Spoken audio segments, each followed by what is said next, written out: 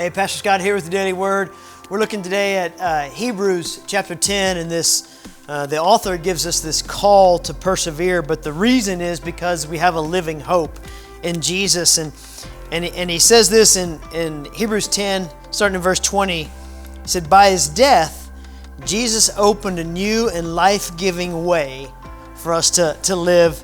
Verse 22, it says, let us go right into the presence of God with sincere hearts, fully trusting Him.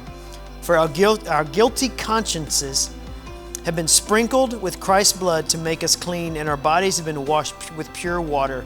Let us hold tightly without wavering to the living hope we affirm, for God can be trusted to keep His promise. We have this living hope because of Jesus. He shed His blood on the cross for the forgiveness of sins. And because of that, we live with hope now, and we know there's a hope for eternity. But he's saying here, because of the cross, because of Jesus, we're forgiven, and we have this access to the Father.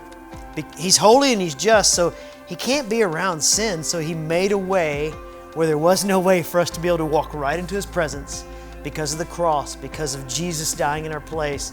We have that living hope. So are you living in the living hope that you have? Do you know you're fully forgiven by Jesus for everything? Do you know that you're made perfectly right with God? And if you do, you should be so contagious, like lost and broken and hurting and deceived people they should look at you and go, why in the world are you so full of joy? And you go, oh, I've got this living hope.